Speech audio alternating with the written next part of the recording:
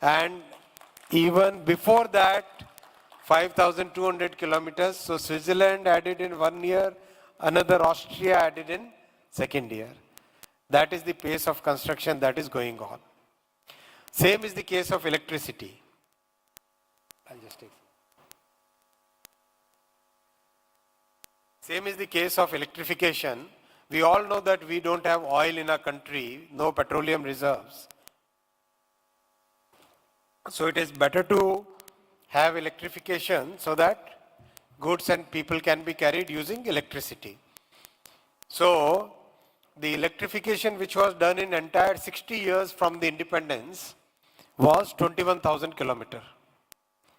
Just take this number, na? So 60 years, 21,000 kilometers. In 10 years, 40,000 kilometers, 44,000 kilometers. So what was not done in 60 years, more than double of that has been done in 10 years. That is the pace at which Modi ji's government is working. And now practically 97% of the entire country's network is already electrified. And by next year, June, July, entire country network would be fully electrified. Imagine this is equivalent to electrifying the entire network of a large country like Germany. That is the pace, that is the scale of the work. Many more things are happening, like the bullet train. The progress is so rapid and totally new type of technology is being brought in. If you look at these pictures, it's phenomenal work happening everywhere. More than 335 kilometers of piers and the viaduct has been constructed. And by very soon in coming few years, we will have the first bullet train. And then we want to take 3 more bullet corridors, one in north, one in east, and one in south. Because the first one is already happening in the western part of the country. So we have seen countries of our size have really invested very heavily in bullet trains because that is the best way to move a large population. So this will be a big thing for our country. Some of the constructions that we have done in the recent times are phenomenal. This is Chenab Bridge.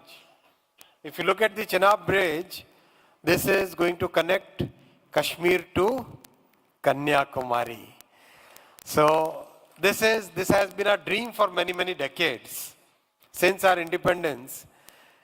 This bridge is 35 meters taller than the Eiffel Tower. So look at the how much effort that has gone in for creating this kind of infrastructure. We have all traveled by, how many of you have traveled by Vande Bharat? Wow, this is the highest number of hands I have seen. Very amazingly well-designed train, right? All designed in our country, all manufactured close by at ICF Chennai, and a very successful train across the country. Now we are running about 136 services. I know in Kerala there is some criticism about the Ernakulam to Kayamkulam section via LFP. So we'll discuss. But overall, I find that the feedback is very good about Vande Bharat. Same is the case about Vande Bharat Sleeper. This will be the overnight train. And this train, the first train is complete, and very soon we will be starting we have already starting the testing. What I want you to see is, the interiors have been designed with a lot of care. A lot of care has been brought in to make sure that the passenger comfort is very good, very high order. And when we are aiming towards a developed country, these are the efforts that we have to put in today, so that in 25 years we can be a developed country. This is Amrit Bharat train. Again, a world-class train, very good train, fully focused on people who are not able to afford, people who have low incomes. Then the Namo Bharat Rapid Rail, this is going to be a game changer. This is going to be like a metro on the regular railway tracks, a regional train which is going to connect cities at very short distances. This also is constructed, already manufactured, and first train has been already put in service. So overall, what I want to tell you is that between Vande Bharat, Vande Sleeper, Amrit Bharat and Namo Bharat, our transportation by travel by train will fully transform in the coming 5 to 7 years. That is going to be a big change in our lives in the coming 5-7 years. We want to manufacture about 400 Vande Bharat, about 400 Namo Bharat, and about 400 Amrit Bharat trains. So that will mean that throughout the country we have very good quality of services. Now I will come to the station redevelopment. We all know that our stations were built 50, 60, and many of them were built about 100 years back. But now Prime Minister Narendra Modi ji has taken a very ambitious program in his hands to reconstruct more than 1,000 stations. So today 1,334 stations are being totally redeveloped at an investment of almost 1 lakh crore rupees. And construction is progressing already at on about 1,100 stations. Already construction is progressing very well. In our Kerala, we are constructing 35 stations. I'll show you some pictures of the stations in rest of the country, then we'll focus on Kerala. This is Jammu Tawi station. Jammu Tawi, the station which connects to Srinagar. Beyond this, we have Katra, then the Kashmir line. Beautiful station. This is practically now constructed. Within just 2.5 years, this much work has happened. This is Gomti Nagar in Lucknow, recently inaugurated. So people sometimes ask me whether this is a station or airport. I say, don't worry, entire country's stations are going to be like that. This is Puri station, which is now getting constructed. If you look at these 3 stations, one thing you will observe that these stations are built on the cultural heritage of our country.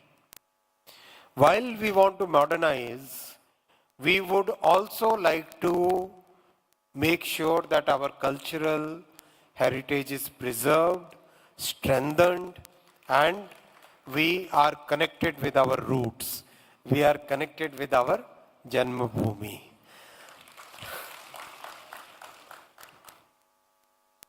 This is Surat, again integrating bus, metro and railway, everything gets integrated in one station.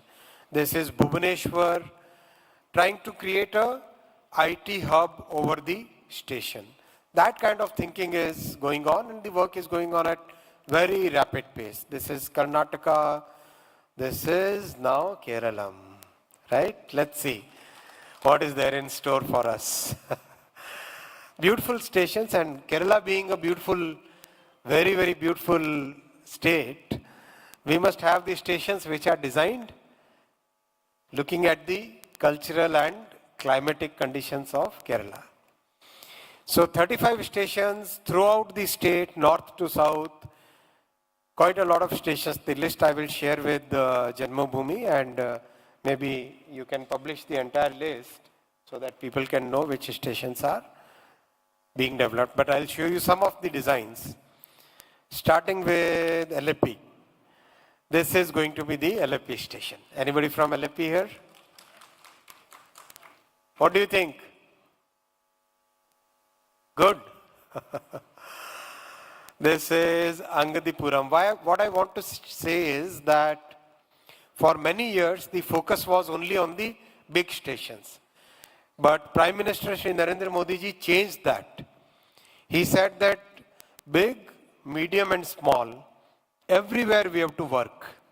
So we started with 1,000 stations, and that is world's largest station redevelopment program anywhere in the world. And now, since we are making good progress, so looks like in coming 2 to 3 years, we would have completed all the 1,000, then we can take another 1,000. Complete those, then take another 1,000. So that is the way we are working. This is Angamali. This is Chalakudi. Small stations, but good work. This is Changanaseri. Pardon me if I am pronouncing it wrong. Changasi. This is Chirianikel. Chirianikel. This is Ernakulam. Beautiful. Anybody from Ernakulam here? What do you think? Good. There is a nice word, I'll use it later. This is Ernakulam, actual work going on. Right? So these are, see, the progress which is happening is phenomenal. Sometimes that is disturbing the opposition. They feel threatened now and they come up with new stories every day. So there was this Angamali Sabri project, right? So the project was sanctioned on the basis of 50% contribution by the state government. So we saw 2-3 times there is a flip-flop. And when so much work is going on in the stations and doubling, so there was pressure on the state government. Then they said, fine, we will contribute a 50%, but so and so, so many conditions, this condition, that condition. We said, please tell us clearly whether you want the Sabri project or you don't want it. If you want it, then don't put these conditions. If you don't want it, then tell us, tell the people, because people's welfare comes first.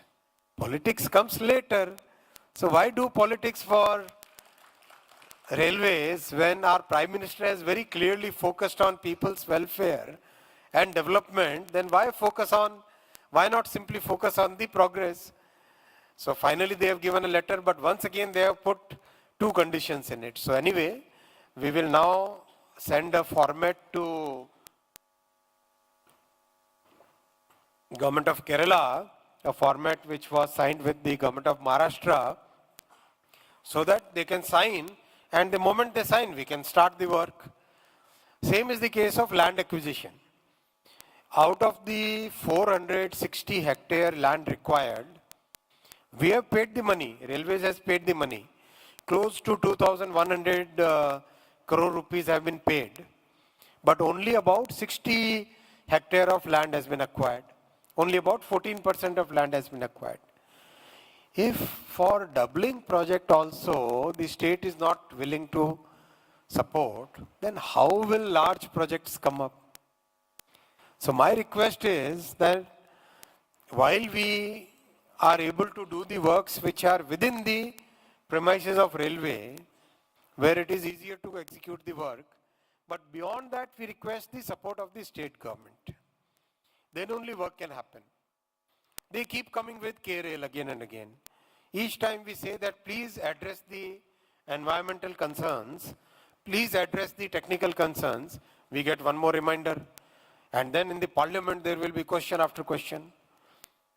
So question is, fundamental point is, we want people's development. Modi ji wants people's development. Prime Minister Shri Narendra Modi ji wants that railway should focus on serving the people so that people can get better quality of service. And for 50-60 years there was a neglect. So it takes, we are working very hard, so it takes a lot of effort to bring it back to a good situation. But we are willing to do that work. The support also has to come from the other partners in the government. So when all these kind of stations are getting done, there is a bit of issue among other stakeholders. But let us as people, let us as public, create that unanimity, create that awareness so that all of can work towards same goal of serving the people. This is Ernakulam town. Again, the focus is creating facilities which can be used for multiple purposes around the stations. Again, the work is going on at very good pace. If you look at it, the focus is on getting a work which will be good for many, many decades coming in the coming years. This is Ettumanur. This is Guruvayur Temple station. This is Kasargod station. Kasargod, again, I can show photographs of all the stations where work is happening. This is Kayamkulam.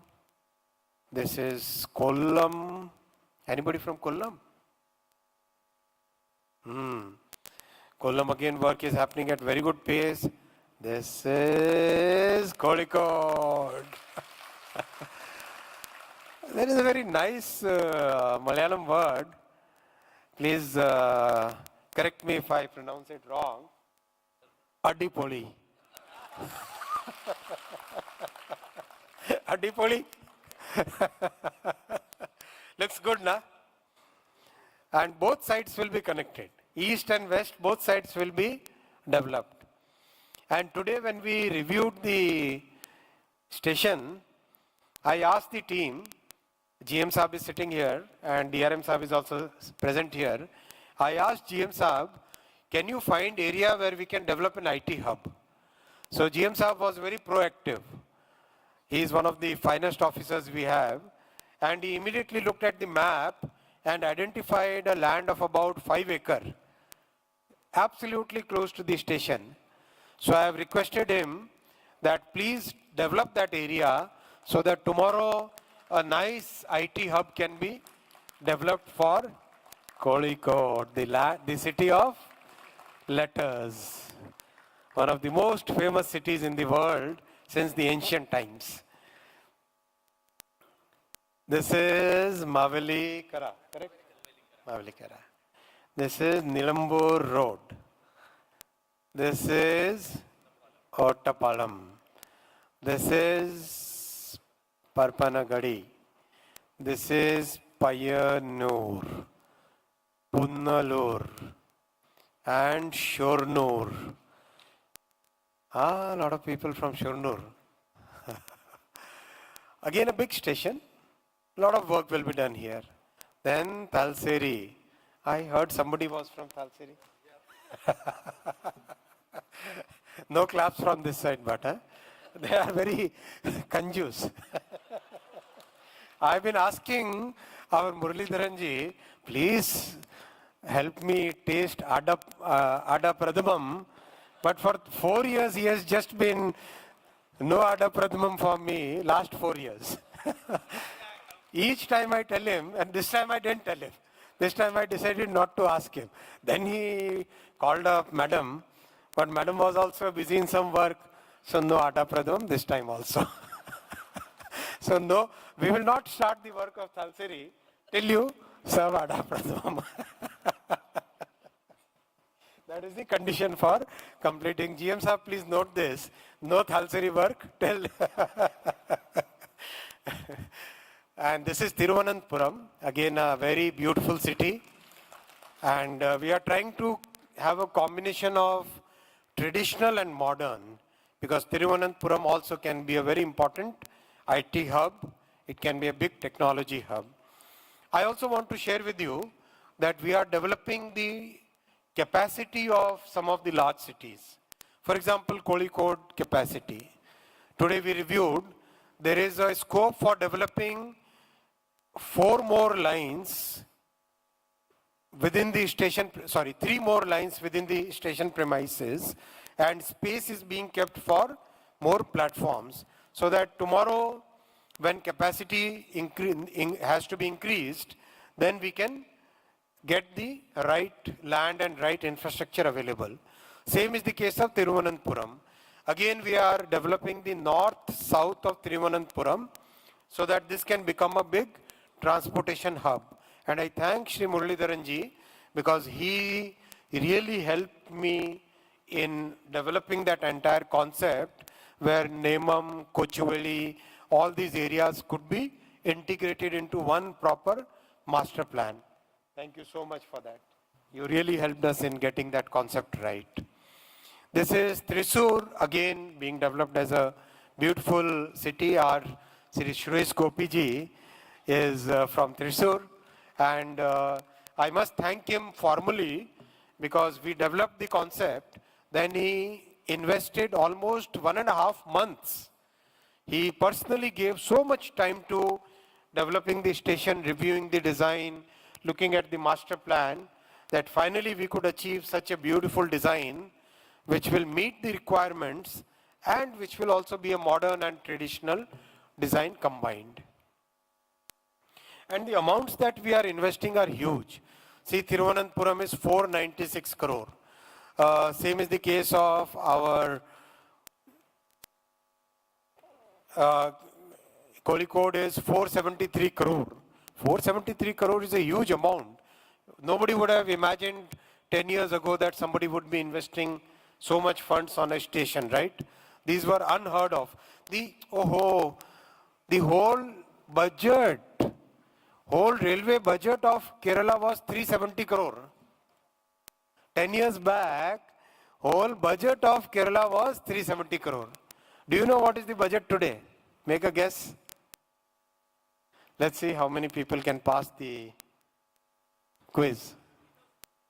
Kerala, it has to be right answer. First answer has to be right answer. Kerala is highly educated place, na? 3,000 crore. Now the budget is 3,000 crore, 8 times. One station is 300 crore. What was the entire budget for the state 10 years back during the UPA government? Now one station is of that magnitude. That is the pace at which work is happening. This is Tiruvalla, Tirupunitura, Vadakara. Vadakara is part of Calicut district? Say Kozhikode. You only taught me Kozhikode. Why say Calicut? I was always asking what is the right pronunciation. So Muralidharan ji told me it has to be pronounced Kozhikode, not Calicut. So I'm reminding him now. We have been very good friends in the parliament. So, and also he has been mentoring me in my journey in parliament. So that's why I keep joking with him sometimes. Vadakara, Varakala. Varakala is your home? Shivagiri. Varakala. Again, a beautiful station. And that is where I will stop. I also want to share with you that our journey in information and broadcasting is also going to be amazing. We are one of the most creative people in the world. And when it comes to Kerala people are amazingly creative. So our Prime Minister has approved a new concept, just like the IITs and IIMs. A new concept has been developed. It is IICT, Indian Institute of Creative Technology, IICT. So the first IICT has been approved in the cabinet very recently. The land has been given by the government of Maharashtra in Mumbai. So the first IICT, because Mumbai being the capital of Bollywood, capital of films in the country.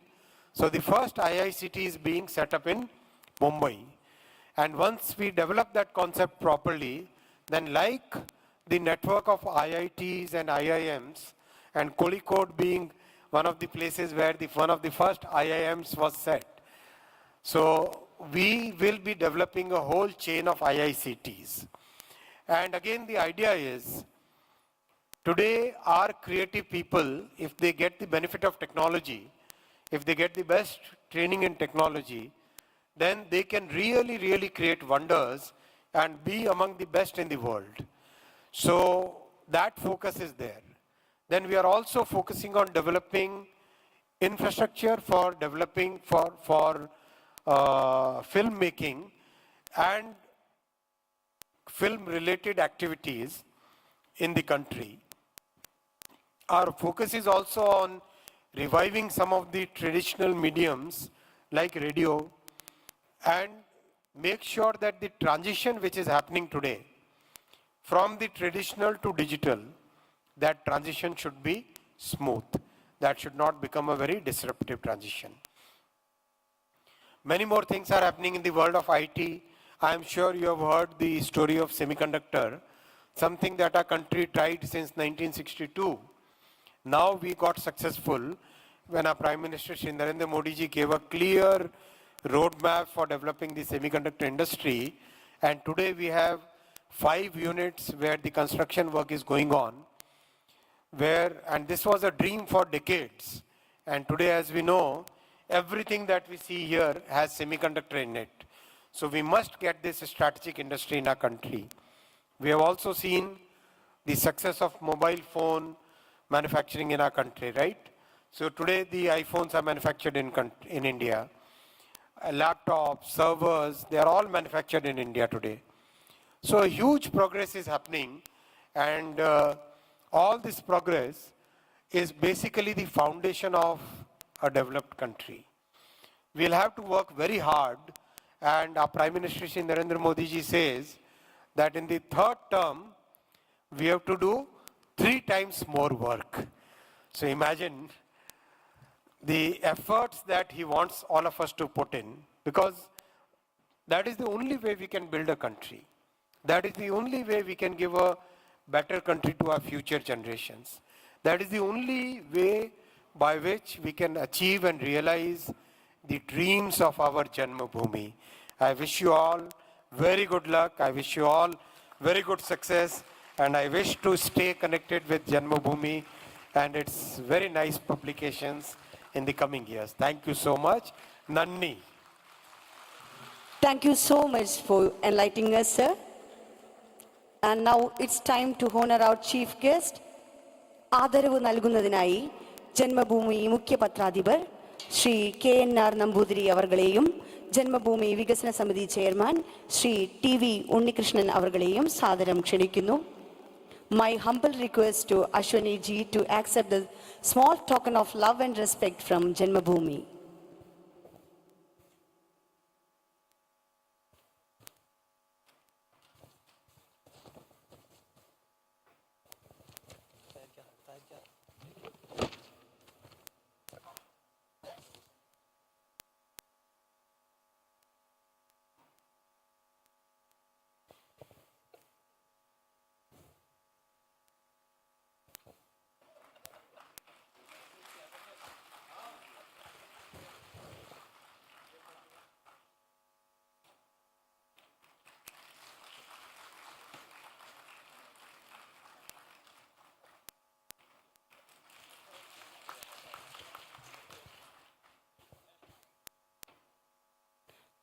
Thank you so much, sir. Thank you.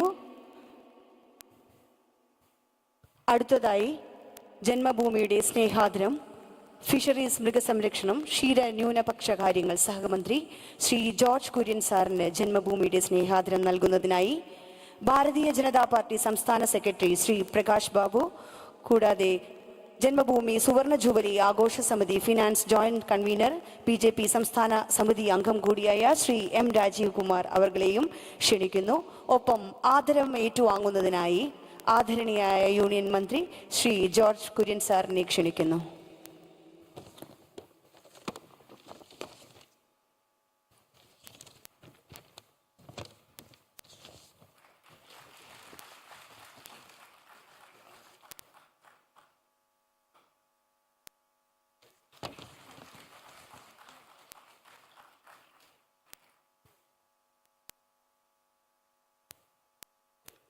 ഒരുപാട് നന്ദി sir.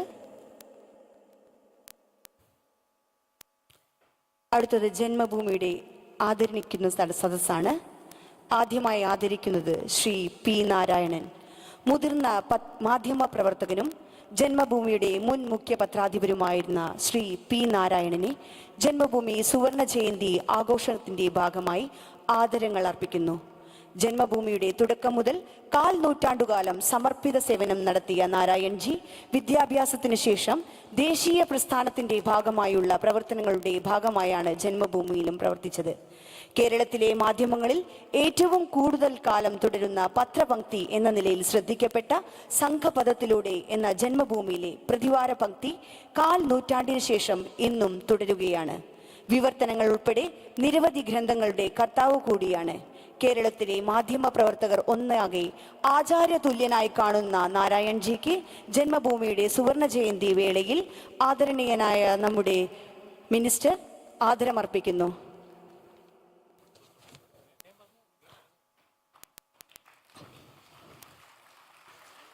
അടുത്തതായി ശ്രീ രാമചന്ദ്രൻ കക്കട്ടിൽ. 1975 ജന്മഭൂമിയുടെ തുടക്കത്തിൽ ആദ്യ പത്രാധിപരായിരുന്ന Shri PVK നെടുങ്ങാടിയുടെ സഹായികളായി ഉണ്ടായിരുന്ന പത്രപ്രവർത്തകരിൽ ഒരാളായ ശ്രീ രാമചന്ദ്രൻ കക്കട്ടിലിനെ ജന്മഭൂമി സുവർണ ജയന്തി ആഘോഷത്തിന്റെ ഭാഗമായി ആദരിക്കുന്നു.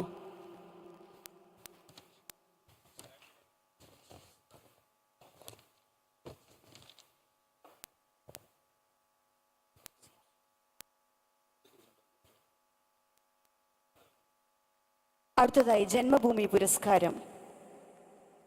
ഡിജിറ്റൽ ഗാഡ്ജറ്റ് വിപണന രംഗത്ത് ദക്ഷിണേന്ത്യയിലെ തന്നെ മുൻനിര സംരംഭമായ മൈജി ഇന്ത്യ പ്രൈവറ്റ് ലിമിറ്റഡിന്റെ ചെയർമാനും മാനേജിംഗ് ഡയറക്ടറുമായ ശ്രീ AK ഷാജിയെ ജന്മഭൂമി സുവർണ ജയന്തി ആഘോഷത്തിന്റെ ഭാഗമായി ആദരിക്കുന്നു.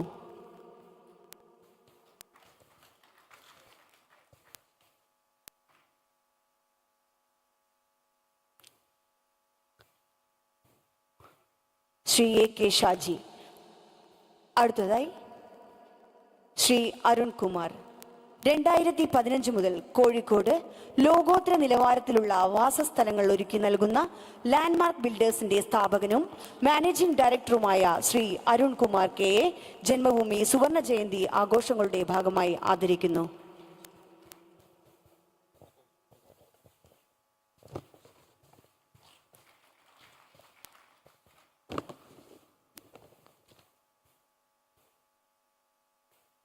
श्री K अरुण कुमार जी.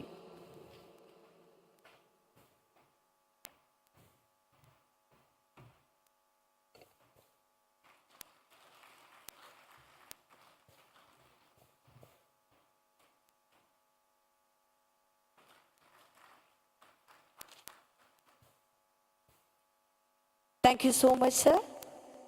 ഒരുപാട് നന്ദി.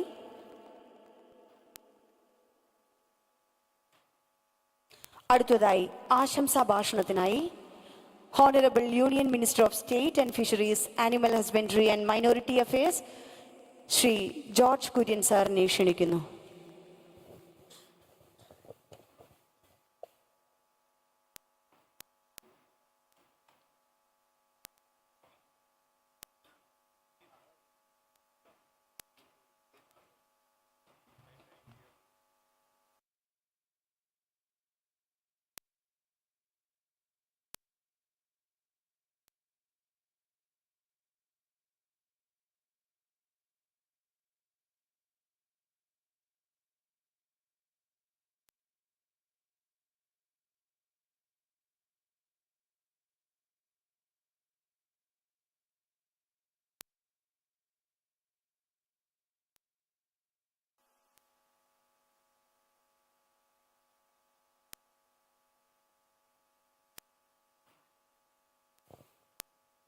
ആശംസാ ഭാഷണത്തിനായി ആദരപൂർവം ശ്രീ ജോർജ് കുര്യൻ സാറിനെ ക്ഷണിക്കുന്നു.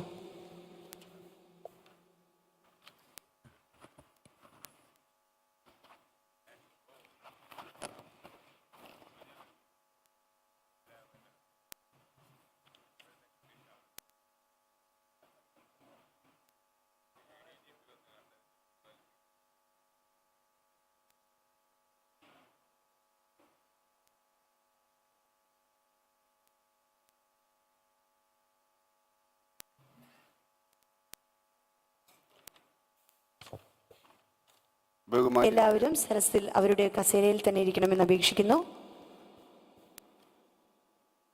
ബഹുമാന്യനായ അധ്യക്ഷൻ M Radhakrishnanji, Shri Ashwini Vaishnavji, Shri KNR Namboothiri, Narayanji, Ramachandran Kakkattil, Shri B. Muraleedharan, Shri PK Krishnadas, Shrimati PT Usha, Balaramji, പ്രിയമുള്ള സഹോദരി സഹോദരന്മാരെ, 1975 ജൂൺ മാസം 25-ാം തീയതി ഞാൻ 9ാം ക്ലാസ്സിൽ പഠിക്കുക. 8-ൽ നിന്ന് 9-ലേക്ക് പ്രൊമോഷൻ കിട്ടിയ അവസരത്തിലാണ്. അടിയന്തരാവസ്ഥയുടെ കാലഘട്ടം. ഇവിടെ എന്ത് പറയണം എന്നതിനെപ്പറ്റി എനിക്കൊരു ചിന്താക്കുഴപ്പമുണ്ടായിരുന്നു. കാരണം കോഴിക്കോട് ഈ അടുത്ത കാലത്തൊക്കെ തന്നെ ധാരാളം വേദികളിൽ ഞാൻ പ്രസംഗിച്ചതാണ്. അതുകൊണ്ട് ആ ചിന്താക്കുഴപ്പത്തിലിരിക്കുന്ന അവസരത്തിലാണ് എൻ്റെ കയ്യിലേക്ക് ഒരു പുസ്തകം വരുന്നത്. എന്താണ് ഞാൻ പ്രസംഗിക്കേണ്ടതെന്ന് ആ പുസ്തകത്തിലൂടെ വളരെ വ്യക്തമായിരുന്നു. കാരണം അത് പത്രസംബന്ധിയാണ്. പത്രം വായിക്കാൻ തുടങ്ങിയത് 3-ാം ക്ലാസ്സിലോ 4-ാം ക്ലാസ്സിലോ ആണ്. അന്ന് ആദ്യം വായിക്കുന്നത് ടാർസൻ, മാൻഡ്രേക്ക്, ഫാൻറ്റം, ഈ കോമിക്കുകളാണ് വായിക്കാൻ പഠിക്കുന്നത്. അതിനുശേഷം മുട്ടത്തുവർക്കിയിലേക്ക് എത്തും. അന്നത്തെ കാലഘട്ടത്തിൽ അങ്ങനെയായിരുന്നു. മറ്റുള്ളവരുടെ കാര്യം എനിക്കറിയില്ല. കാരണം എൻ്റെ വീട്ടിൽ വരുത്തിക്കൊണ്ടിരുന്ന ദീപികയാണ്. മുട്ടത്തുവർക്കിയിൽ നിന്ന് പടിപടിയായിട്ട് വായന ഉയർന്ന് ഈ 9-ാം ക്ലാസ്സിൽ ഞാൻ കുരുമുളക് എന്ന ഒരു നോവല്, അത് പത്രത്തിലാണ് വരുന്നത് ഞായറാഴ്ചകളിൽ. കുരുമുളക് വായിക്കുകയാണ്. എന്താണ് ഞാൻ പ്രസംഗിക്കേണ്ടതെന്നുള്ളത് അവിടെയാണ് വരുന്നത്. കുരുമുളക് SK പൊറ്റക്കാട് എഴുതിയതാണ്. SK പൊറ്റക്കാടിനെ പറ്റിയുള്ള ഒരു പുസ്തകം, അത് സാഹിത്യ വിമർശനമാണ് എന്ന് ഞാൻ മനസ്സിലാക്കും. തീർച്ചയായിട്ടും സാഹിത്യത്തിൻ്റെ വളർച്ച, സാഹിത്യത്തെ സംബന്ധിച്ചുള്ള ചിന്ത അതെപ്പോഴും വിമർശനത്തിൽ നിന്നാണ്. ആ നോവല് വായിച്ചുകൊണ്ടിരിക്കുന്ന അവസരത്തിൽ ഒരു ഞായറാഴ്ച പത്രം എടുക്കാൻ വേണ്ടി ഓടി. പക്ഷെ ഞാൻ കാണുന്നത് ആ നോവല് വരുന്ന ആ സപ്ലിമെന്റിന്റെ ആ ഭാഗത്തൊരു കുറിപ്പാണ്. ഇന്നത്തെ സാഹചര്യത്തിൽ ഈ നോവല് പ്രസിദ്ധീകരിക്കാൻ സാധിക്കാത്തതിൽ ഖേദം പ്രകടിപ്പിക്കും. ഞാൻ വീട്ടുകാരോട് ചോദിച്ചു, എന്താ സാഹചര്യം? ഇപ്പൊ വീട്ടുകാർ പറഞ്ഞു, അടിയന്തരാവസ്ഥയാണ്. അന്ന് കുട്ടികൾ കളിച്ചതിന് ശേഷം തൊട്ടടുത്തുള്ള വഴി സൈഡിൽ പോയിരിക്കും വൈകുന്നേരങ്ങളിൽ. വീട്ടിൽ നിന്ന് പറഞ്ഞ് പുറത്ത് അവിടെ പോയിരിക്കരുത്, പോലീസ് പിടിച്ചുകൊണ്ട് പോകും. അവിടെ നിന്നാണ് എൻ്റെ രാഷ്ട്രീയ ചിന്ത തുടങ്ങുന്നത്. അല്ലെങ്കിൽ രാഷ്ട്രീയത്തിൽ എനിക്ക് വ്യക്തമായിട്ടുള്ള ഒരു ദിശ കിട്ടുന്നത്. ആ കാലഘട്ടത്തിൽ ജയപ്രകാശ് നാരായണനെ പറ്റി കേട്ടിരുന്നു. ഇപ്പൊ സ്വാതന്ത്ര്യത്തിന് വേണ്ടി JP മൂവ്മെന്റിന്റെ ഭാഗമാകുന്നു. 9-ാം ക്ലാസ്സുകാരൻ സ്കൂളിൽ പരസ്യമായിട്ട് JPയെ പിന്തുണയ്ക്കുന്നു. അറിയില്ല, അന്നങ്ങനെ പറഞ്ഞാൽ അറസ്റ്റ് ചെയ്യുമെന്ന് അറിയില്ലായിരുന്നു. കാരണം 13-14 വയസ്സുള്ള ഒരു കുട്ടിയാണ്. ആ അവസരത്തിൽ ചില ആൾക്കാരെന്നെ വന്ന് കണ്ടു. അടിയന്തരാവസ്ഥയുടെ കാലഘട്ടത്തിൽ അത് ഒളിപ്രവർത്തനം നടത്തുന്നവരായിരുന്നു എന്നോ പിന്നീടാണ് എനിക്ക് മനസ്സിലായത്. ആരായിരിക്കുമെന്ന് ഊഹിക്കാവുന്നതേ ഉള്ളൂ. ഏതായാലും അവിടെ നിന്ന് എൻ്റെ രാഷ്ട്രീയ ചിന്ത തുടങ്ങുകയും 1977 10-ാം ക്ലാസ്സിന് ശേഷം ജനതാ പാർട്ടിയിൽ വരികയും ജനതാ പാർട്ടിയിൽ ഉണ്ടായിരുന്ന ഓമനക്കുട്ടൻ എന്ന് പറയുന്ന ഒരു സംഘപ്രവർത്തനത്തിലൂടെ സംഘപരിവാറിലേക്ക് എത്തുകയും ചെയ്ത ഒരു വ്യക്തിയാണ് ഞാൻ. അപ്പൊ തീർച്ചയായിട്ടും ജന്മഭൂമിയെ പറ്റി പറയുന്ന അവസരത്തിൽ ഖൊറാത്ത് സാർ ഉള്ള അവസരത്തിലാണ് ശ്രദ്ധിക്കുന്നത്. പക്ഷേ എപ്പോഴും ജന്മഭൂമി എന്ന് പറഞ്ഞു കഴിഞ്ഞാൽ നാരായൺജിയായിരുന്നു. ഞാൻ അദ്ദേഹത്തെ നമിക്കുകയാണ് ഈ അവസരത്തിൽ. എല്ലാ പരിവാറുകാർക്കും ജന്മഭൂമി എന്ന് പറഞ്ഞാൽ അത് നാരായൺജിയായിരുന്നു. തീർച്ചയായിട്ടും അടിയന്തരാവസ്ഥയുടെ കാലഘട്ടത്തിലും അതിനുശേഷവും അസ്വാതന്ത്ര്യത്തിൻ്റെ കാലഘട്ടത്തിലും സാമ്പത്തിക ബുദ്ധിമുട്ടിൻ്റെ കാലഘട്ടത്തിലും ഈ പ്രസ്ഥാനത്തെ നയിച്ചത് നാരായൺജിയാണ്. എപ്പോഴും നമുക്ക് അത് അഭിമാനത്തോടു കൂടി പറയാൻ സാധിക്കുകയുള്ളൂ.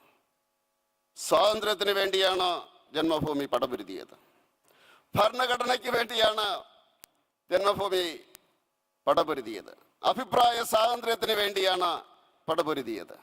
ഇന്നതെല്ലാം തന്നെ വളരെ വിചിത്രമായിട്ടുള്ള രീതിയിൽ മറ്റുള്ളവർ ഉപയോഗിക്കുന്നത് കാണുമ്പോൾ എനിക്ക് അത്ഭുതം തോന്നാറുണ്ട്.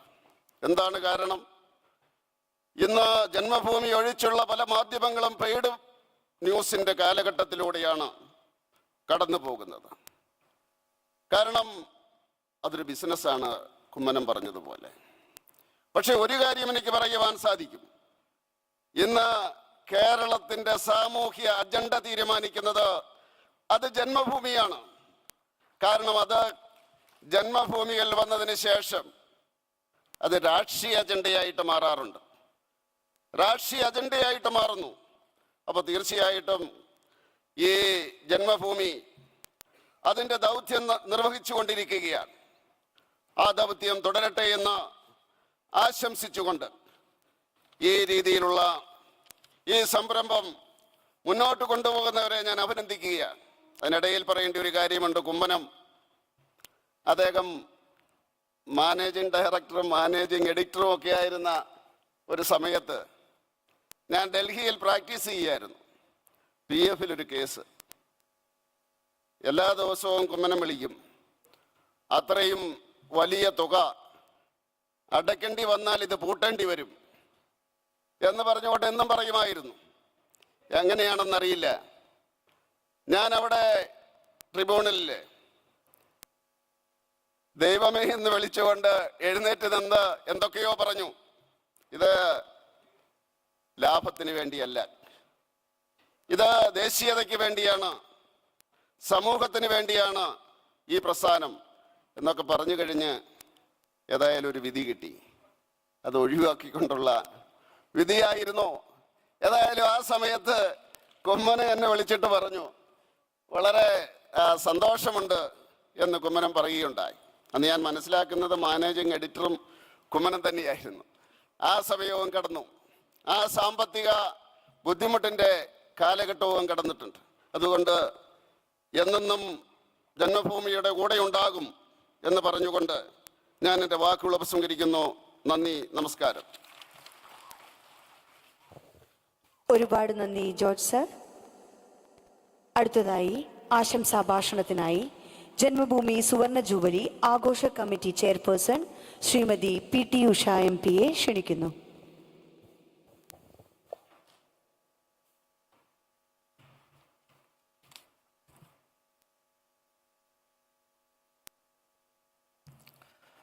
Honorable Minister of State for Fisheries, Shri George Kurian G, വേദിയിലും സദസ്സിലും ഇരിക്കുന്ന വിശിഷ്ട വ്യക്തികളെ, പ്രിയ സുഹൃത്തുക്കളെ, ജന്മഭൂമി ദിനപത്രം അതിൻ്റെ ചരിത്ര പ്രാധാന്യമുള്ള പ്രതിസന്ധി നിറഞ്ഞ 49 വർഷം പിന്നിട്ട് 50 വർഷത്തിലേക്ക് കടക്കുകയാണ്. വിജ്ഞാനോത്സവം എന്ന പേരിൽ വൈവിധ്യമാർന്ന വിഷയങ്ങളിലൂന്നി 5 ദിവസങ്ങളിലായി നടക്കുന്ന പരിപാടികളാണ് ജന്മഭൂമി സുവർണ ജയന്തി ആഘോഷങ്ങളിൽ സംഘടിപ്പിച്ചിട്ടുള്ളത്. തുടർന്നുള്ള ഒരു വർഷക്കാലത്തെ ആഘോഷ പരിപാടികളും സംഘടിപ്പിച്ചിരിക്കുന്നു. 1975 തുടങ്ങി 2025 49 വർഷത്തെ ജന്മഭൂമിയുടെ ചരിത്രം സ്വാഭിമാനമുള്ള ദേശീയ ബോധമുള്ള ഒരു സമൂഹത്തിന് ഏറെ പ്രതീക്ഷ നൽകിയിട്ടുള്ളതാണ്. പിറന്നു വീണത് കാരാഗൃഹത്തിലാണെന്ന ശ്രീകൃഷ്ണ ജനനം പോലെ തന്നെ ജന്മഭൂമിയുടെ പിറവിയും അക്ഷരങ്ങൾക്ക് വിലങ്ങുവെച്ച അടിയന്തരാവസ്ഥയ്ക്ക് തൊട്ടു മുമ്പായിരുന്നു. ഈ സാഹചര്യത്തിലും അക്ഷരവിലക്കിനെ വെല്ലുവിളിച്ച് ദേശീയ ആദർശത്തിൻ്റെ ജനാധിപത്യത്തിൻ്റെ സംരക്ഷണത്തിനായി ജന്മഭൂമി പ്രവർത്തിച്ചു. ജന്മഭൂമി എന്ന പേരിനെ അന്വർത്ഥമാക്കിക്കൊണ്ട് ഭാരതത്തിൻ്റെ ദേശീയ ദൗത്യം സഫലീകരിക്കുന്നതിന് ഒരു പത്രം എന്ന നിലയിൽ ജന്മഭൂമിക്ക് പൊരുതി നിൽക്കേണ്ടി വന്നിട്ടുണ്ട്. ദേശവിരുദ്ധ ശക്തികളുടെയും ഭീകരവാദികളെ പിന്തുണയ്ക്കുന്ന രാഷ്ട്രീയ പ്രസ്ഥാനങ്ങളുമെല്ലാം പ്രചരിപ്പിച്ചിരുന്ന നുണപ്രചരണങ്ങളെ, വ്യാജവാർത്തകളെല്ലാം തുറന്നുകാട്ടി സത്യത്തിൻ്റെയും ധർമ്മത്തിൻ്റെയും പക്ഷത്ത് നിന്ന് കാലം അത്രയും പൊരുതിയതിൻ്റെ ചരിത്രമാണ് ജന്മഭൂമിക്കുള്ളത്. വാർത്താമാധ്യമങ്ങൾ എണ്ണത്തിൽ മലയാളത്തിൽ ധാരാളം നിലനിൽക്കുന്നുണ്ട്. എന്നാൽ വസ്തുതകളെ കൃത്യമായി മനസ്സിലാക്കാനും യഥാർത്ഥ പത്രധർമ്മം നിറവേറ്റാനും എല്ലാ പത്രമാധ്യമങ്ങൾക്കും സാധിക്കുന്നുണ്ട് എന്ന് പറയാനാകുന്നില്ല. വ്യത്യസ്തങ്ങളായ പത്ര നടത്തിപ്പുകാരുടെ താല്പര്യങ്ങൾ സംരക്ഷിച്ച് എടുക്കുന്നതിനും വേണ്ടി ഇവയെല്ലാം യഥാർത്ഥ മാധ്യമധർമ്മം വിസ്മരിക്കുന്ന ഈ കാലഘട്ടത്തിലാണ് യഥാർത്ഥ വായനക്കാരൻ്റെ പിന്തുണയുമായി ധർമ്മത്തിൽ അധിഷ്ഠിതമായ ഒരു പൗരാണിക രാഷ്ട്രത്തിൻ്റെ യശസ് ഉയർത്തി ദേശീയ പൈതൃകത്തിൽ അടിയുറച്ചു നിന്ന് സ്വാഭിമാനത്തോടെ അതിൻ്റെ വൈഭവം സാക്ഷാത്കരിക്കുന്നതിന് ജന്മഭൂമി അനവരതം പ്രവർത്തിച്ചു കൊണ്ടിരിക്കുന്നത് എന്നത് ദേശസ്നേഹികൾക്ക് അഭിമാനമാണ്. അറിവിൻ്റെയും തിരിച്ചറിവിൻ്റെയും കാലമാണ് നമ്മുടെ മുമ്പിലുള്ളത്. എല്ലാവരെയും എല്ലാ കാലവും വിഡ്ഢികളാക്കി നിർത്താൻ കഴിയില്ല എന്ന് നാം പറയാറുണ്ട്. അതുപോലെ വസ്തുതകളെ നേരിട്ടറിയാൻ നിരവധി മാർഗങ്ങൾ മുമ്പിലുള്ള പുതിയ സമൂഹത്തിൻ്റെ മുമ്പിൽ വസ്തുതാവിരുദ്ധമായ വാർത്തകൾക്ക് ചുരുങ്ങിയ ആയുസ് മാത്രമേ ഉണ്ടാവുകയുള്ളൂ എന്നതും സമീപകാല സംഭവങ്ങൾ വിശകലനം ചെയ്യുമ്പോൾ നമുക്ക് മനസ്സിലാകും. ഭാരതം പുതിയ ഉയരങ്ങളിലേക്ക് നടന്നെടുക്കുന്ന ഒരു ഘട്ടത്തിലാണ് ജന്മഭൂമിയുടെ സുവർണ ജയന്തി ആഘോഷങ്ങൾ കടന്നു വരുന്നത്. സ്വാതന്ത്ര്യത്തിൻ്റെ 100-ാം വർഷത്തിലേക്ക്, അതായത് അമൃതകാലത്തിലേക്ക് നടക്കുമ്പോൾ ജന്മഭൂമി കൂടുതൽ കടമകൾ നിർവഹിക്കേണ്ടതുണ്ട്. പുതിയ തലമുറയ്ക്ക് മുമ്പിൽ വേണ്ട പോലെ ഉയർത്തിക്കാട്ടാത്ത ആയിരക്കണക്കിന് വർഷത്തെ പ്രൗഢോജ്വലമായ പൗരാണിക ഭാരതത്തിൻ്റെ ചരിത്രം, വ്യത്യസ്ത മേഖലകളിൽ നമുക്കുണ്ടായിരിക്കുന്ന പുരോഗതി, ഇടക്കാലത്ത് കയറി വന്ന അധിനിവേശ ശക്തികൾ തുടച്ചു നീക്കാൻ ശ്രമിച്ച ഭാരത രാഷ്ട്രത്തിൻ്റെ ആയിരക്കണക്കിന് വർഷങ്ങളായുള്ള സൗഭാഗ്യത്തിൻ്റെയും സമൃദ്ധിയുടെയും പൗരുഷത്തിൻ്റെയും എല്ലാമുള്ള കൃത്യമായ ചരിത്രം, ഇവയെല്ലാം വീണ്ടും ഉയർത്തിക്കൊണ്ടുവരാൻ, അതിൽ അഭിമാനിക്കുന്ന ഒരു പുതിയ ഭാരതീയ സമൂഹത്തിൻ്റെ ഉയർത്തെഴുന്നേൽപ്പ്, ഇതിനെല്ലാം ജന്മഭൂമിയുടെ പ്രവർത്തനങ്ങളിലൂടെ കഴിയണം. ജന്മഭൂമി ദേശീയതയിൽ അടിസ്ഥാനപ്പെടുത്തിയ രാഷ്ട്ര പുനർനിർമ്മിതിയുടെ അക്ഷരാർപ്പണമായ പത്രമാണ്. ഭാരതത്തിൻ്റെ ഭരണഘടനയുടെ കൈകാലുകൾ ബന്ധിച്ചുകൊണ്ട് പൗരാവകാശങ്ങളെ അപ്രസക്തമാക്കിയ അതിഭയങ്കര കാലത്ത് ഭരണകൂട ഭീകരതയെ ധൈര്യത്തിൻ്റെയും അടിപതറാത്ത മാധ്യമധർമ്മത്തിൻ്റെയും രാഷ്ട്രബോധത്തിൻ്റെയും നിലപാടുകളിൽ ഉറച്ചു നിന്നുകൊണ്ട് വാക്കുകൾ സധൈര്യം അച്ചുനിരത്തി നേരിട്ട ധൈര്യത്തിൻ്റെ പേര് കൂടിയാണ് ജന്മഭൂമി. ഇന്ന് ജന്മഭൂമി സുവർണ ജൂബിലിയുടെ നിറവിൽ നിൽക്കുമ്പോൾ നവഭാരതത്തിൻ്റെ നരേന്ദ്രമോദിജിയുടെ നേതൃത്വത്തിൽ നിർമ്മിക്കപ്പെട്ട ആധുനിക ഭാരതത്തിൽ രാഷ്ട്രബോധമുള്ള മലയാളികൾ നെഞ്ചോട് ചേർത്ത് വെക്കുന്ന നിലപാടിൻ്റെ പേരുകൂടെയാകണം ജന്മഭൂമി. ഈ സുവർണ ജൂബിലി ആഘോഷങ്ങൾക്ക് എല്ലാ പിന്തുണയും നേരുകയും എന്നും ജന്മഭൂമിയുടെ പ്രവർത്തനങ്ങൾക്ക് പിന്തുണയായി ഞാൻ ഉണ്ടാകുമെന്ന് പ്രഖ്യാപിച്ചുകൊണ്ട് സുവർണ ജയന്തി വർഷത്തിൽ വിജ്ഞാനോത്സവത്തിലൂടെ ഭാരതത്തിൻ്റെ ആയിരക്കണക്കായുള്ള ചരിത്ര പടവുകളിൽ നിന്നുകൊണ്ട് ഭാവി ലോകം ഉറ്റുനോക്കുന്ന മംഗളമായി ഭാരതമാതാവിനെ സൃഷ്ടിക്കാൻ നമുക്ക് കഴിയുമാറാകട്ടെ എന്ന് പറഞ്ഞുകൊണ്ട് നിർത്തട്ടെ. ജയ് ഹിന്ദ്. ഒരുപാട് നന്ദി മാഡം. സാന്നിധ്യം കൊണ്ട് ഈ വേദിയെ ധന്യമാക്കിയ Shri KNR Namboothiri, Shri advocate KK Balaram, Rashtriya Swayamsevak സംഘം ഉത്തര കേരള പ്രാന്ത സംഘചാലക് ശ്രീ PK കൃഷ്ണദാസ് എന്നിവർക്ക് അകേതവമായ നന്ദി രേഖപ്പെടുത്തുന്നു. അടുത്തതായി ഈ ചടങ്ങിൻ്റെ പരിസമാപ്തിയിലേക്കാണ്. നന്ദി പ്രകാശനത്തിനായി ആഘോഷ സമിതി general convener Shri M Balakrishnan അവരെ ക്ഷണിക്കുന്നു.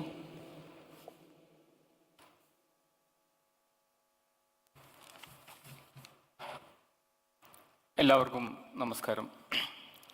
ജന്മഭൂമി പിറന്നു വീണ കോഴിക്കോടിൻ്റെ മണ്ണിൽ നിന്ന് ജന്മഭൂമി അതിൻ്റെ 50-ാം വർഷ യാത്രയ്ക്ക് തുടക്കം കുറിക്കുകയാണ്.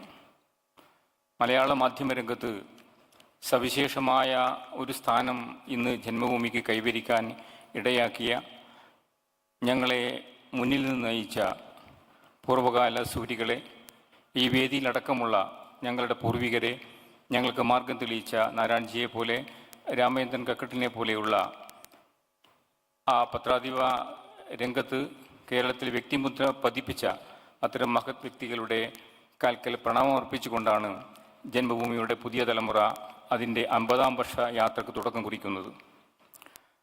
മലയാള മാധ്യമങ്ങളിൽ നിരവധി മാധ്യമങ്ങളുള്ളപ്പോൾ മലയാള മാധ്യമരംഗത്ത് അതിൻ്റേതായ വ്യക്തിത്വം കാത്തുസൂക്ഷിച്ചുകൊണ്ട് ജന്മഭൂമി ഇന്ന് വികസനത്തിൻ്റെ പാതയിലാണ്. 50-ാം വർഷ സുവർണ ജയന്തി ആഘോഷ പരിപാടികൾ ആ വളർച്ചയ്ക്ക് ആക്കം കൂട്ടുന്ന തരത്തിലായിരിക്കും എന്നതാണ് ഇന്ന് ഈ ഉദ്ഘാടന ചടങ്ങിൽ നമുക്ക് തെളിഞ്ഞത്. ജന്മഭൂമിയുടെ ഈ പരിപാടിക്ക് വേണ്ടി സഹകരിച്ച എല്ലാ വ്യക്തികളെയും സംഘടനകളെയും സ്ഥാപനങ്ങളെയും നന്ദിപൂർവ്വം സ്മരിക്കുന്നതോടൊപ്പം ഈ പരിപാടിയിൽ പങ്കെടുക്കാൻ ജന്മഭൂമി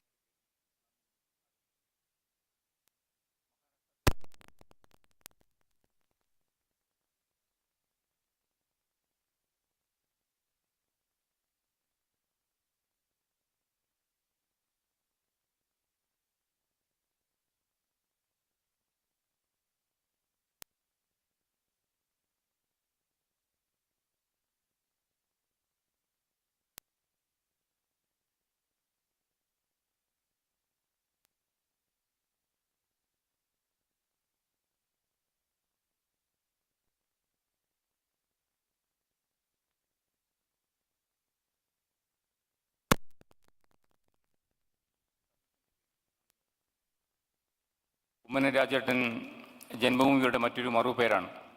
എല്ലാ അവസരങ്ങളിലും ഏത് വിളികളിലും കാതോത്തു നിൽക്കുന്ന കുമ്മന രാജേട്ടൻ ജന്മഭൂമിക്ക് വഴിവിളക്കാണ്. അദ്ദേഹത്തിന് ഈ സദസ്സിൻ്റെ പേരിൽ നന്ദി അറിയിക്കുന്നു.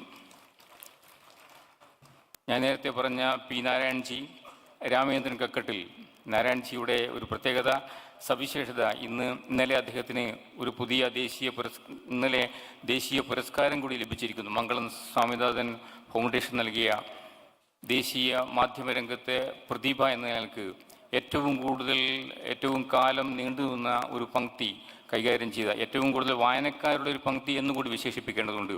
അതിന് അദ്ദേഹം അർഹനായിരിക്കുന്നു. ഈ സന്തോഷവേളയിലാണ് പി നാരായൺജി ഈ ജന്മഭൂമിയുടെ കുടുംബത്തിലേക്ക് ഞങ്ങളുടെ ആദരം ഏറ്റുവാങ്ങാൻ എത്തിയത്. അദ്ദേഹത്തെ ആദരപൂർവ്വം നമസ്കരിക്കുന്നു, അദ്ദേഹത്തിന് നന്ദി അറിയിക്കുന്നു. രാമേന്ദ്രൻ കക്കട്ടിൽ അദ്ദേഹത്തിനെ വീട്ടിൽ വെച്ച് കാണാൻ പോയ സമയത്ത് ജന്മഭൂമിയെക്കുറിച്ച് ഏറെ അദ്ദേഹത്തിന് പറയാനുണ്ടായിരുന്നു. ജന്മഭൂമിയുടെ ഏറ്റവും ദുരിതപൂർണമായ കാലഘട്ടങ്ങളിൽ സംഘടനാ പ്രവർത്തനത്തിൻ്റെ ഭാഗമായി KG മാരാർജി കൈപിടിച്ചുകൊണ്ട് ജന്മഭൂമിയിലേക്ക് എത്തിച്ച് പിന്നീട് അറസ്റ്റ് ചെയ്യപ്പെട്ട് ജന്മഭൂമിയുടെ ആദ്യകാല സഹപത്രാധിപരായ ശ്രീ രാമേന്ദ്രൻ കക്കട്ടിലിന് ഈ സദസ്സിൻ്റെ പേരിൽ ജന്മഭൂമിയുടെ പേരിൽ നന്ദി അറിയിക്കുന്നു. ജന്മഭൂമിയുടെ ആദരം ഏറ്റുവാങ്ങിയ, ജന്മഭൂമിയുടെ പുരസ്കാരം ഏറ്റുവാങ്ങിയ ശ്രീ AK ഷാജി, അതേപോലെ തന്നെ ശ്രീ അരുൺകുമാർ, ജന്മഭൂമിയുടെ എല്ലാ കാര്യങ്ങളിലും ഞങ്ങൾക്ക് പിന്തുണയായിട്ടുണ്ട്. കോഴിക്കോടിൻ്റെ വികസനത്തിൽ, മലബാറിൻ്റെ വികസനത്തിൽ ഈ രണ്ടു പ്രതിഭകൾ വഹിച്ച പങ്ക് ഏറെ വിലപ്പെട്ടതാണ്. വളരെ മാതൃകാപരമായ രീതിയിൽ രണ്ട് യുവസംരംഭകർ എന്ന നിലയിൽ കേരളത്തിൻ്റെ സാമ്പത്തിക രംഗത്ത് വളരെ സവിശേഷമായ സ്ഥാനമുറപ്പിച്ച ആ രണ്ട് വ്യക്തികളേക്കും ജന്മഭൂമിയുടെ ക്ഷണം സ്വീകരിച്ചെത്തിയ ആ രണ്ട് സംരംഭകർക്കും ജന്മഭൂമിയുടെ ആദരമേറ്റുവാങ്ങാനെത്തിയതിൽ ഈ സദസ്സിൻ്റെ പേരിൽ, ജന്മഭൂമിയുടെ പേരിൽ നന്ദി അറിയിക്കുന്നു. JP പ്രസ്ഥാനത്തിലൂടെ ഹൈസ്കൂൾ പഠനകാലത്തിൽ നിന്ന് ദേശീയ പ്രസ്ഥാനങ്ങളുടെ പാതയിലേക്ക് വന്ന് ജന്മഭൂമിയുടെ ക്ഷണം സ്വീകരിച്ച് ഇവിടെ എത്തിയ ശ്രീ ജോർജ് കുര്യൻ കേന്ദ്ര സഹമന്ത്രി അദ്ദേഹത്തിന് നന്ദി അറിയിക്കുന്നു. പല മന്ത്രിമാരെയും പല കാര്യങ്ങൾക്കായി കാണുകയും അവരുടെ വീടുകളിൽ ഓഫീസുകളിൽ ചെല്ലുകയും ചെയ്തിട്ടുണ്ട്. ജോർജ് കുര്യൻജിയുടെ വീട്ടിൽ ചെന്ന സമയത്ത് നമ്മുടെ കുടുംബത്തിൽ ചെന്നതുപോലെയുള്ള സ്വീകരണം അദ്ദേഹത്തിന് ലഭിച്ചു. കാരണം അത് ജന്മഭൂമിക്ക് വേണ്ടിയാണ് എന്ന് ഞങ്ങൾക്കറിയാം. ജന്മഭൂമിയോട് കാണിക്കുന്ന സ്നേഹത്തിനും അതേപോലെ അടുപ്പത്തിനും ഈ സദസ്സിൻ്റെ പേരിൽ അദ്ദേഹത്തിന് നന്ദി അറിയിക്കുന്നു. PT Usha MP. PT Usha madam ഏറ്റവും തിരക്കേറിയ സമയത്ത് ഞങ്ങളിങ്ങനൊരു ആവശ്യം ഉന്നയിച്ചു. ജന്മഭൂമിയുടെ സുവർണ ജയന്തി ആഘോഷ സമിതിയുടെ അധ്യക്ഷയാകണം എന്നുള്ളത്. ധാരാളം ചുമതലകൾ. ഭാരതത്തെ ഒളിമ്പിക്സിൻ്റെ ആതിഥേയ വേദിയാക്കാൻ വേണ്ടി ഉള്ള പരിശ്രമത്തിൽ ഏറെ തിരക്കുള്ള സമയത്തും ഈ ഞങ്ങളുടെ ആവശ്യം അംഗീകരിക്കുകയും ഈ സമിതിയെ ഒരു നായക സ്ഥാനത്തു നിന്നുകൊണ്ട് നയിക്കുകയും എല്ലാവിധ മാർഗനിർദ്ദേശങ്ങളും നൽകുകയും ചെയ്ത ഈ പരിപാടിയിൽ ആശംസ അർപ്പിക്കാനെത്തിയ ശ്രീമതി PT ഉഷ MP ജന്മഭൂമിയുടെ പേരിൽ ഈ സദസ്സിൻ്റെ പേരിൽ നന്ദി അറിയിക്കുന്നു. ശ്രീ V മുരളീധരൻ, ശ്രീ PK കൃഷ്ണദാസ് ജി, മുരളിയേട്ടനും കൃഷ്ണദാസ് മാഷും ജന്മഭൂമിയുടെ കുടുംബത്തിലെ ജന്മഭൂമിയുടെ രണ്ട് ചിറകുകൾ തന്നെയാണ്. ജന്മഭൂമിയുടെ മുന്നോട്ടുള്ള പാതയിൽ ഞങ്ങളെ സഹായിക്കുന്ന ആ രണ്ട് പ്രമുഖ വ്യക്തികളെയും ആരാധ്യരായ നേതാക്കളെയും ഈ സദസ്സിൻ്റെ പേരിൽ ജന്മഭൂമിയുടെ പേരിൽ നന്ദി അറിയിക്കുന്നു. രാഷ്ട്രീയ സ്വയംസേവക സംഘത്തിൻ്റെ ഉത്തരകേരള പ്രാന്ത സംഘചാലക് ശ്രീ KK ബൽറാം ജി, ജന്മഭൂമിയുടെ ഡയറക്ടർ കൂടിയാണ് അദ്ദേഹം. രാഷ്ട്രീയ സ്വയംസേവക സംഘത്തിൻ്റെ ഈ ഉത്തരകേരള പ്രാന്ത സംഘചാലക് എന്ന നിലയിൽ ദേശീയ പ്രസ്ഥാനത്തിൻ്റെ അമരസ്ഥാനത്ത് നിന്നുകൊണ്ട് പ്രവർത്തിക്കുന്ന അദ്ദേഹത്തെ, ജന്മഭൂമിയെ എന്നും ചേർത്ത് പിടിക്കുന്ന അദ്ദേഹത്തെ ഈ സദസ്സിൻ്റെ പേരിൽ ജന്മഭൂമിയുടെ പേരിൽ നന്ദി അറിയിക്കുന്നു. ശ്രീ KNR നമ്പൂതിരി സാർ, ഒരു പത്രാധിപരുടെ ഗമയും ഗർവുമില്ലാതെ ഞങ്ങളെ നയിക്കുകയും എല്ലാ സമയത്തും ഞങ്ങൾക്ക് മാർഗനിർദ്ദേശം നൽകുകയും ജന്മഭൂമിയുടെ പ്രവർത്തനത്തിന്, എഡിറ്റോറിയൽ പ്രവർത്തനത്തിന് നായകസ്ഥാനം വഹിക്കുകയും ഇത്തരം പ്രവർത്തനങ്ങൾക്ക് വേണ്ട പ്രോത്സാഹനം നൽകുകയും ചെയ്യുന്ന അദ്ദേഹത്തിന് ജന്മഭൂമിയുടെ പേരിൽ ഈ സദസ്സിൻ്റെ പേരിൽ നന്ദി അറിയിക്കുകയാണ്.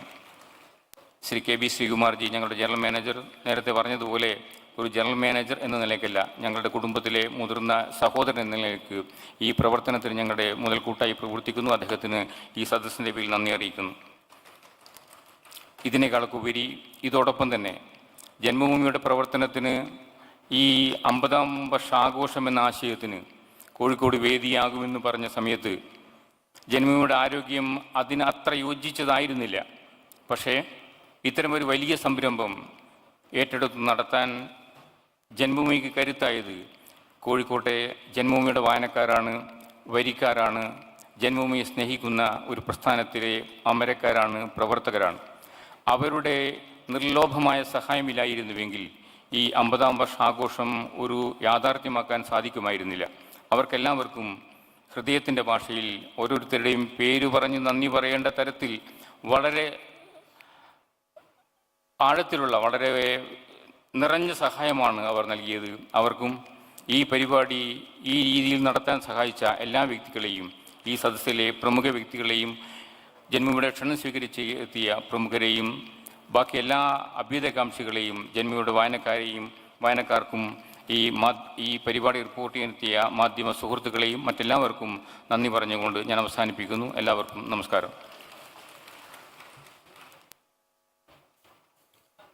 അധ്യക്ഷന്റെ അനുമതിയോടുകൂടി സഭ പിരിയുകയാണ്. ഈ പരിപാടി ഇവിടെ പൂർണ്ണമാവുന്നു. ഏതാനും നിമിഷത്തിനകം നമ്മളേവരും ആകാംക്ഷയോടെ കാത്തുനിൽക്കുന്ന ശ്രീമതി ശോഭനയുടെ നൃത്തം ഇതേ വേദിയിൽ ഉണ്ടായിരിക്കുന്നതാണ്.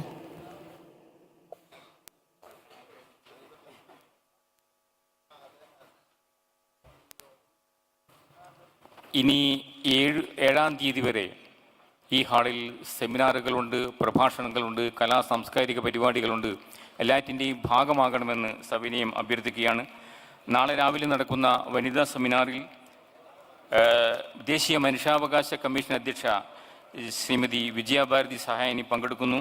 പ്രമുഖരായ വനിതാ നേതാക്കൾ പങ്കെടുക്കുന്നു. ആ വനിതാ സംഗമത്തിലേക്ക് എല്ലാവരും ക്ഷണിക്കുകയാണ്.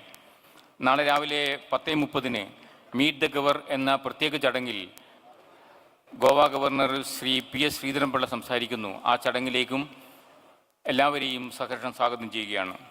നാളെ ഉച്ചയ്ക്ക് വൈകിട്ട് 3 മണിക്ക് നടക്കുന്ന സാഹിത്യ സമ്മേളനം, ആ സാഹിത്യ സമ്മേളനത്തിൽ ദേശീയ തലത്തിലെ പ്രമുഖരായ എഴുത്തുകാർ പങ്കെടുക്കുന്നു. ആ ചടങ്ങിലേക്കും എല്ലാവരെയും ക്ഷണിക്കുകയാണ്. തഞ്ചാവൂർ കേന്ദ്രമായിട്ടുള്ള സൗത്ത് സോൺ കൾച്ചറൽ സെൻറ്റർ നേതൃത്വത്തിലുള്ള വിവിധ കലാപരിപാടികളും നാളെ അരങ്ങേറുന്നുണ്ട്. വൈകുന്നേരം 6 മണിക്ക് മാതാ പേരാമ്പ്രയുടെ ചിലപ്പതികാരം എന്ന നൃത്ത സംഗീത ആവിഷ്കാരവും ഇവിടെ നടക്കുന്നതാണ്. ഇത്തരം പരിപാടികൾ മുഴുവൻ എല്ലാ സഹൃദയരുടെയും ജന്മഭൂമി വായനക്കാരുടെയും സാന്നിധ്യമുണ്ടാകണമെന്ന് ഈ ആഘോഷ സമിതിയുടെ പേരിൽ സവിനയം അഭ്യർത്ഥിക്കുന്നു.